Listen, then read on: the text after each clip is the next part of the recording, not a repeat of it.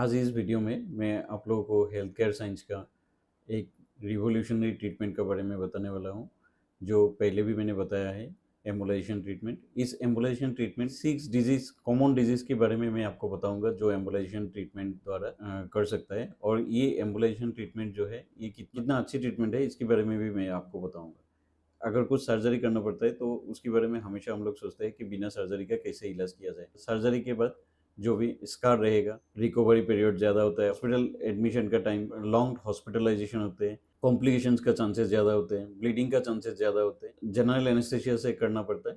तो ये सब सारे मिला के जो है हम लोग हमेशा सर्जरी से दूर रहने की चिंता करते हैं। इसमें आज आप लोगों को 6 डिजीज़ के बारे में बताऊँगा, जो बिना सर्जरी के भी अच्छी तरह इलाज हो सकती है, और वो एक नई हेल्थ केयर टेक्नोलॉजी का नई ट्रीटमेंट है, एडवांस ट्रीटमेंट है, उसके बारे में बताने वाला हूँ।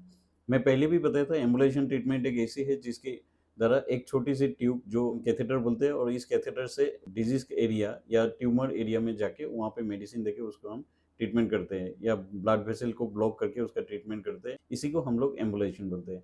और इस एम्बुलेशन में एग्ज़ाम्पल देता हूँ, जैसे थायरॉइड का गांठ है, मल्टीनोडुलर गोइटर, गले में बहुत ज़्यादा सूजन रहती है। इस थायरॉइड नोड्यूल को भी हम, या मल्टीनोडुलर गोइटर को भी हम इस एम्बुलेशन ट्रीटमेंट के द्वारा ट्रीटमेंट कर सकते हैं। इस एम्बुलेशन ट्रीटमेंट करने के टाइम पे हम लोग कोई इंसिशन या कोई काट नहीं देते, कोई ब्लेड यूज़ नहीं होते।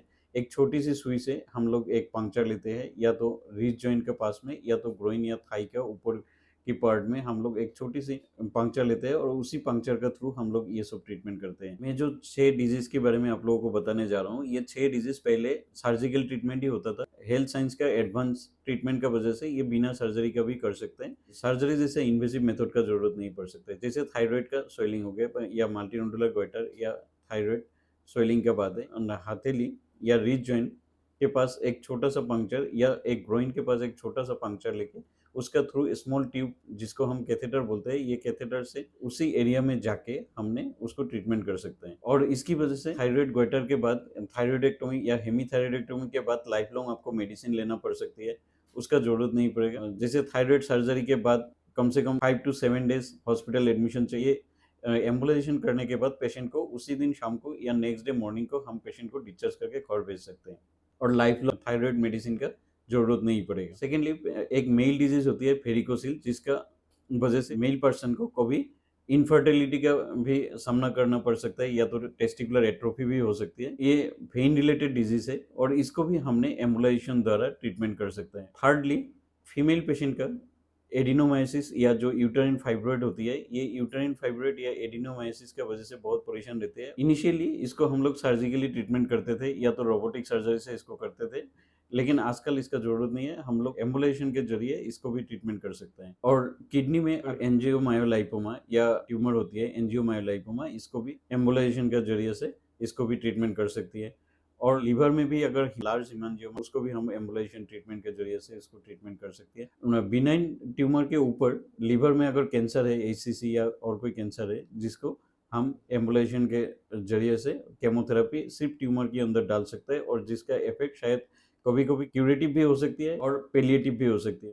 बट जो जनरल केमोथेरेपी है, उसका जो आपको फ़ायदा मिलता है, उससे काफ़ी ज़्यादा 100 टाइम्स से ज़्यादा फ़ायदा इस एम्बुलाइजेशन ट्रीटमेंट, जिसको हम टेस्ट बोलते हैं, उससे हमको मिलता है।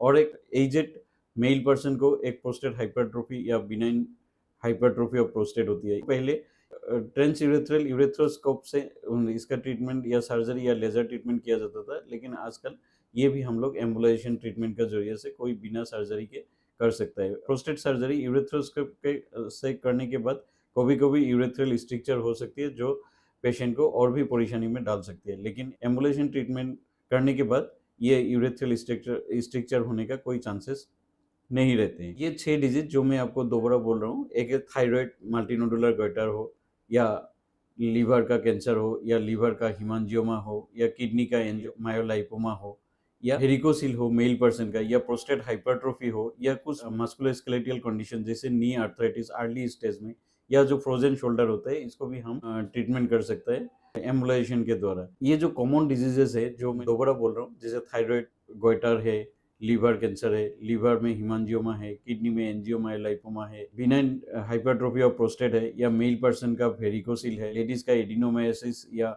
यूटेराइन फाइब्रॉइड है, या बिना किसी सर्जरी के एम्बुलेशन ट्रीटमेंट द्वारा हम लोग कर सकते हैं।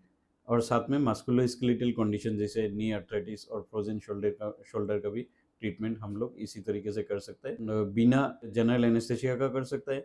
और हॉस्पिटलाइजेशन बहुत ही कम टाइम के लिए होता है, 1 या 2 दिन मैक्सिमम के लिए होते हैं।